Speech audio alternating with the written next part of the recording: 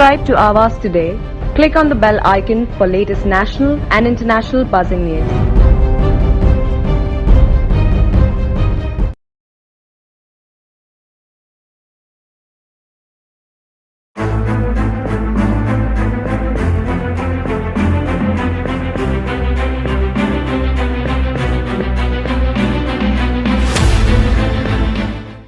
भारतीय उद्योग व्यापारी मंडळाच्या वतीने रविवारी नवी मुंबईत राज्यातील 16 जिल्ह्यातील व्यापारी एकत्रित येत जीएसटीचे किचकट नियम बदला, इन्स्पेक्टर राज बंद करा यासाठी देशव्यापी आंदोलन करण्यात येणार असून त्यासाठी विविध राज्यातील व्यापारी वर्गात चिंता शिबिर अंतर्गत जनजागृती करण्यात आली। याबाबत व्यापारी मंडळ प्रतिनिधी पत्रकार परिषदेचे आयोजन वाशी या ठिकाणी केले होते। यावेळी chamber of industry and trade अध्यक्ष मोहन गुडनानी, मंडळ प्रतिनिधी मुकुंद मिश्रा, विजय प्रकाश जैन व 16 जिल्ह्यातील व्यापारी उपस्थित होते। वस्तू व सेवा कर प्रणाली जेव्हापासून लागू झाली आहे तेव्हापासून 1265 वेळा त्यात सुधारणा करण्यात आल्यात। अशा वारंवार बदलांनी व्यापारी कोलमडून गेला आहे। धक्कादायक बाब म्हणजे सदर विभागातील अनेक अधिकाऱ्यांनाच नियम माहीत नाही। ही कर प्रणाली सरळ सुटसुटीत हवी आहे, यासाठी देश पातळीवर अनेक निवेदने देण्यात आले, अनेक ठिकाणी आंदोलन झाले,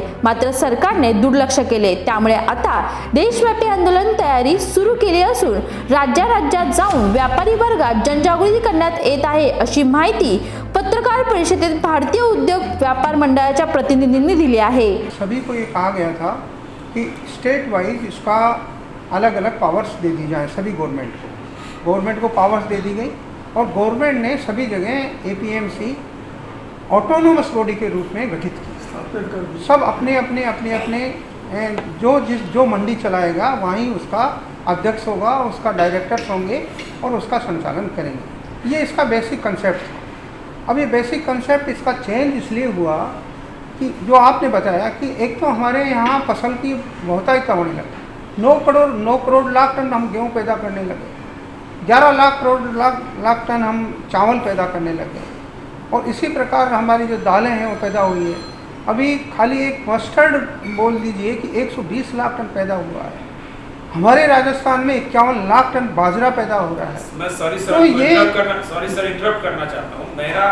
मेरा क्वेश्चन ये है नहीं कि आप कितना उत्पादन कर रहे हैं, किस राज्य में कितना उत्पादन हो रहा है। मैं सिर्फ इतना जानना चाहता हूँ आपसे कि बतौर ऑर्गेनाइजेशन आप इतने लंबे समय से इसको डील कर रहे हैं। देखिए, मैं उसी सब्जेक्ट पे आ रहा हूँ। मैं आपसे ये निवेदन कर रहा हूँ कि चूंकि अलग अलग स्टेट को पावर दी हुई है तो अलग अलग ही रेट और वो भी अलग अलग है। एक जगह मान लीजिए 1% लगता है तो दूसरी जगह ½ % भी लगता है। तो उनको अलग अलग सरकारों को पावर दी हुई है। जैसे महाराष्ट्र की है, महाराष्ट्र गवर्नमेंट इसको डील करती है। महाराष्ट्र गवर्नमेंट ही आपकी एपीएमसी का अगर कोई विकास की बात होगी तो वही करेगी और अगर कोई कर दर का निर्धारण है तो वही करेगी। इसी तरह से अगर मान लीजिए पंजाब है तो वहाँ का निर्धारण अलग है, 2.5% है। यहाँ अगर मेरी राजस्थान की बात करें तो 1.60% है। तो ये निर्धारित किया गया कि वहाँ के आने वाले किसान को उसकी उपज का सही दाम मिले, उपभोक्ता को सही दाम पर चीज़ें मिले। ये इसका बेसिक कंसेप्ट है और वो आज भी निर्धारित है, ऐसा नहीं है। एक मान लीजिए इसको अगर 2 तरह की मार्केट है, एक प्राइमरी मार्केट है, एक सेकेंडरी मार्केट है। ये जो आपके बॉम्बे का मार्केट है ये सेकेंडरी मार्केट है। इसमें किसान नहीं आता है, इसमें लेन देन होता है बाकायदा व्यापारी से व्यापारी का। तो यहाँ के अलग नियम, अलग कायदे हैं। इसी तरह से सब जगह के अलग कायदे हैं। उन सबको मिला करके भारतीय उद्योग व्यापार मंडल अब गवर्नमेंट से ये बात कर रहा है कि इन सबको अलग अलग जो बातें हो गई हैं इनको आप ख़त्म कीजिए और एक पूरे राष्ट्र पर ये कर दीजिए जिसमें जीएसटी किया है कि 0.25 एक बार अगर किसी चीज़ में कहीं लग गया तो वो पूरे भारत में फिर दोबारा नहीं लगेगा। इस तरह का हम प्रयास करते हैं। आप दो विरोधाभास हो रहा है सर। एक तरफ गुडनानी साहब ने अभी भी जिक्र किया जस्ट 2 मिनट पहले कि अभी स्टेट गवर्नमेंट जो है उसके जरिए काम नहीं होने वाला है और दूसरी तरफ आप कह रहे हैं कि स्टेट गवर्नमेंट का ही सारा अधिकार क्षेत्र है। तो ये विरोधाभास नहीं लग रहा? नहीं, विरोधाभास नहीं है। देखिए, जो स्टेट अपनी बात निभा रहा है, उनको जो पावर्स मिली हैं, उनकी जो आवश्यकताएं हैं, वो चाहती हैं कि अगर मान लीजिए इसका डेवलपमेंट कैसे किया जाए। मान लीजिए नवी मुंबई है, उसका डेवलप हर बार उसका मेंटेनेंस भी होगा, उसकी रोडें भी ठीक होंगी, उसकी साफ़ सफाई भी होगी। यही सब तो करती है गवर्नमेंट, और क्या करती है इसमें, और तो कोई नई बात है नहीं। दुलारी जी, आपने जो बोला कि जीएसटी की वजह से 5% से लेकर 28% से तक जो जीएसटी है उसकी वजह से आम आदमी भी सफर हो रहा है और ज़्यादा करके व्यापारी भी है। आपने एक बड़ा प्रोग्राम रखा था जहाँ पे बीजेपी के बड़े खासदार भी आए थे, जो अभी रूलिंग में पार्टी है। तो आज जो रूलिंग में पार्टी है, सेंट्रल में जो है सत्ता में, जीएसटी का डिसाइड भी मैक्सिमम उनसे होता है। तो आज तक ये कहा जाता है कि वो व्यापारी की पार्टी है, बनिया की पार्टी है, या तो व्यापारी को हित में पार्टी है। तो आज क्या ऐसी नौबत है कि व्यापारी को ही अपनी मांगे उनके सामने किस तरह रखना पड़ेगा? ये सही बात है कि हम भारतीय जनता पार्टी को हमेशा ये कहा जाता था कि व्यापारी की पार्टी है, पर दुर्भाग्य से आजकल ऐसा हो गया है कि पॉलिटिशियंस खाली पॉलिटिक्स करते हैं और ब्यूरोक्रेट्स जो है वो कायदा बनाते हैं, और ब्यूरोक्रेट्स जो कायदे बनाते हैं। और मैं आपको एक बात बताता हूँ, मैं आपको ये जीएसटी को लेकर बताता हूँ। देखिए, जीएसटी वर्ल्ड में सक्सेसफुल यशस्वी टैक्स है। अब वहाँ जब कायदा बनता है, देखिए जीएसटी का मकसद तो टैक्स लेना है, ज़्यादा से ज़्यादा टैक्स कलेक्ट रेवेन्यू का है।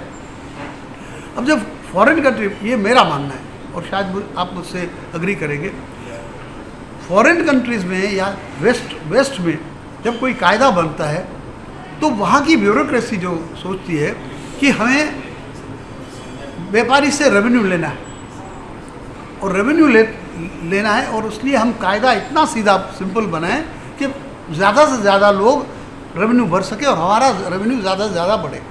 वो मकसद, वो एक्चुअली माइंडसेट रहता है वहाँ के। यहाँ का ब्यूरोक्रेट जो है वो ये सोचता है कि हमें रेवेन्यू कलेक्ट करना है और चोरी ना हो, उस प्रकार से बनाना, और उस कायदे को इतना स्ट्रिक्ट बनाता है कि उसमें कायदा कायदा बन जाता है, कायदा कायदा बन जाता है, और उसमें व्यापारी भी परेशान होता है और कंज्यूमर भी परेशान होता है। तो हमारा ये प्रयास है कि सरकार को, क्योंकि अभी की सरकार जो है कुछ भी बोला जाए तो कम से कम सुनती है, देखती है, और आज मेजॉरिटी की सरकार है, निर्णय लेने की सक्षम है। तो हमें ऐसा आशा है कि सरकार को अगर हम बताएंगे तो इस बात में ज़रूर कुछ लेना। जीएसटी जो काउंसिल है उसकी हर महीना 2 महीने में एक मीटिंग होती है फाइनेंस मिनिस्टर के अंडर में, तो उसका जो रिवाइज किया जाता है। तो आपने कुछ ऐसे सुझाव दिए कि जब सेंट्रल का अभी 1.5 लाख करोड़ का या 1,60,000 करोड़ तक का जो रेवेन्यू आ रहा है उसमें नुकसान भी ना हो, लेकिन आप ऐसे कोई सुझाव दें कि उसमें आम आदमी भी और सफर ना हो, ऐसे कोई सुझाव आपने रखे? इसीलिए आज जो मीटिंग हुई थी उसमें ये हमने ये किया। देखिए, भारतीय उद्योग व्यापार मंडल के शाखाएं, भारतीय उद्योग व्यापार मंडल की जो फुटेज है वो पूरे देश में आज हमारे वेस्ट बंगाल या उड़ीसा या फार ईस्ट में, या आप कर्नाटका में देखें, तमिलनाडु में देखें, केरला में देखें, गुजरात देखें, महाराष्ट्र देखें, सब जगह भारतीय उद्योग व्यापार मंडल के संस्था, मतलब ये राज्यों में अगर हम आज हमने यही ये किया कि अगर, और हम सब लोग सरकार से कहीं ना कहीं जुड़े हुए, हमारे संबंध अच्छे, क्योंकि हम वहाँ लीडरशिप करते हैं, तो अगर हमने अपने अपने फाइनेंस मिनिस्टर को समझाने का प्रयत्न किया, और हम जैसे आपने बताया, व्यापारी कभी नहीं चाहता कि सरकार की रेवेन्यू कम हो, क्योंकि सरकार को रेवेन्यू होगी तब तो देश का भला होगा, जनता का भला होगा। तो सरकार को रेवेन्यू मिलकर वो सिंपल कायदा बने जिसमें व्यापारी टैक्स दे और सरकार वो टैक्स का उपयोग डेवलपमेंट को करे।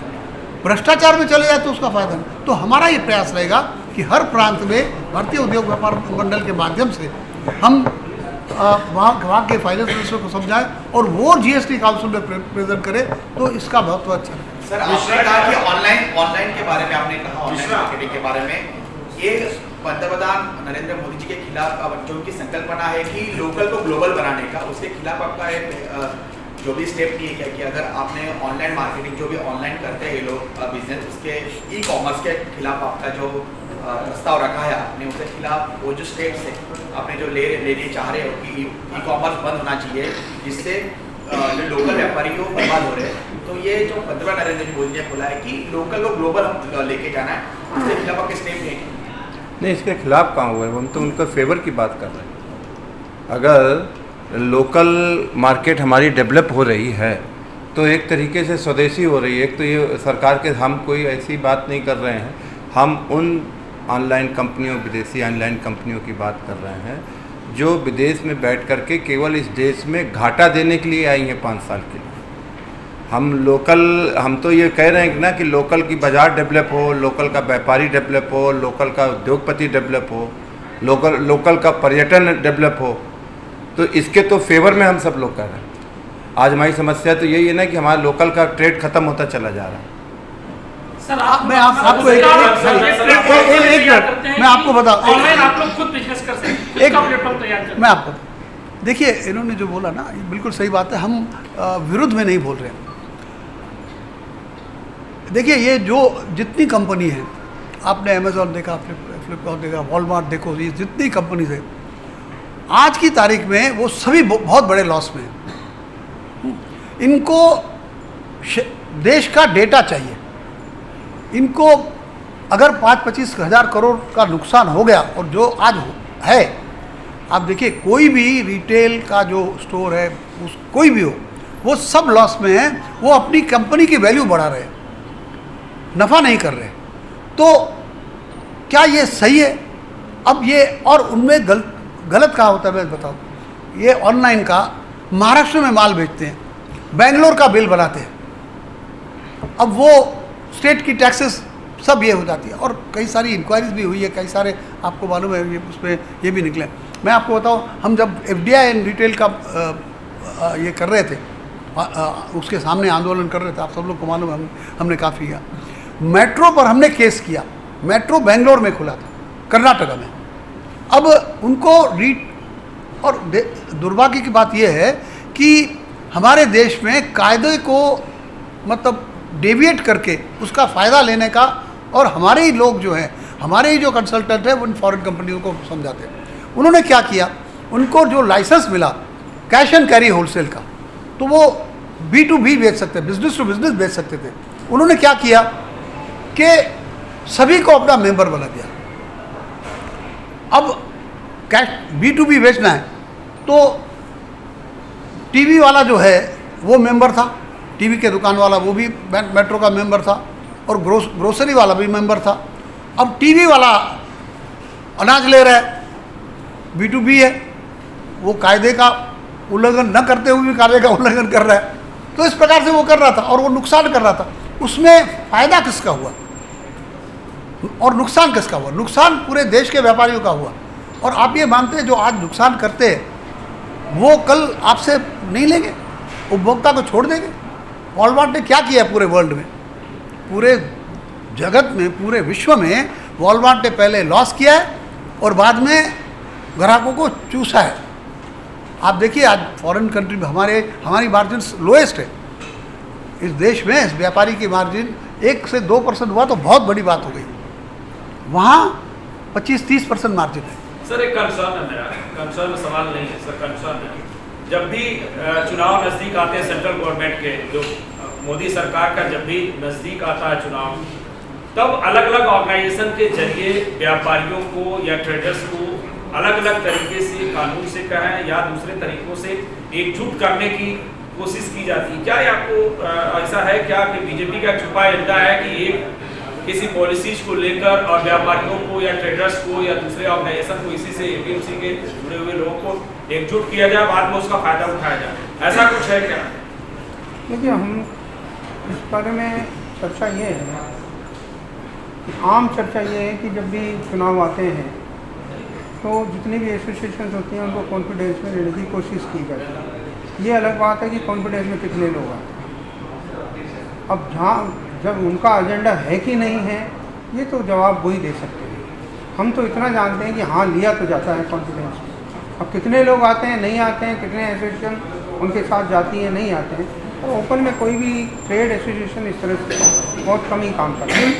तो ये अभी बजट में क्या है, इसका कोई प्रपोजल आप लोग भेजने वाले हैं चिंतन शिविर का? क्योंकि फेब्रुअरी बजट आ रहा है। बिल्कुल हमारी तैयारी चालू है, वो बिल्कुल भेजने वाले हैं, सुझाव तैयार भी किया है पूरे देश से लेकर के बाबूलाल जी ने, तैयार है, उसी सिलसिले में है। मैं एक बिंदु आपसे शेयर करना चाहता हूँ। आज 1950 के अंदर हिंदुस्तान में सेल टैक्स लागू हुआ, उस समय उसकी दर थी 4 आने सैकड़ा। आज वो सेल टैक्स का नाम होके जीएसटी हो गया और उसकी दर है 28%। ये बोझ किसके ऊपर पड़ रहा है? एक बात, इससे एक तो चोरी भी बढ़ रही है, भ्रष्टाचार भी बढ़ रहा है, व्यापारी का उत्पीड़न बढ़ रहा है, उस व्यापारी का उत्पीड़न बढ़ रहा है जो ईमानदारी से अपना काम करना चाहता है। 1955 में भारत सरकार ने इसमें थोड़ा अमेंड करके 3 वस्तुओं के ऊपर सेल टैक्स की जगह एडिशनल एक्साइज ड्यूटी सिस्टम लागू किया। उसके अंदर चीनी, तंबाकू और चीनी, तंबाकू और गुड़, इन 3 चीजों कपड़ा था। भाई साहब जरा 1 मिनट ध्यान देंगे बेशक। पर एडिशनल एक्साइज ड्यूटी लागू कर दी गई और व्यापारी से उसका उत्पीड़न खत्म हो गया। उसके पश्चात हम मांग करते रहे, फिर वैट आ गया और वैट के बाद जीएसटी आ गया। अब हम ये कहते हैं, अब अगर ये प्रणाली असफलता की ओर बढ़ रही है, 1250 अमेंडमेंट हो सकते हैं। आज वकील भी इस सिस्टम को समझने में अनभिज्ञ हैं। हम अब ये दोबारा ये कहना चाहते हैं कि आप एडिशनल एक्साइज ड्यूटी जीएसटी की जगह लागू कर दीजिए। आम व्यापारी जो पटरी पे बैठा है, गांव की पटरी से बड़े बड़े विथियों में बैठा है, वो अब ये सोचने लग गया है कि ये जिम्मेदारी हम क्यों निभाएं, ये गुलामी हम क्यों करें। भारत सरकार अपना टैक्स अपने आप ले लेकर कंज्यूमर से, हमसे क्यों लेवाती है, हम क्यों एक पल्लेदारी करेंगे। तो हमारा कहना इस ओर बढ़ रहा है व्यापारी का कि भाई आप एडिशनल अतिरिक्त उत्पादन शुल्क दोबारा लागू कर दीजिए, जीएसटी असफल है। Subscribe to Awaaz today. Click on the bell icon for latest national and international buzzing news.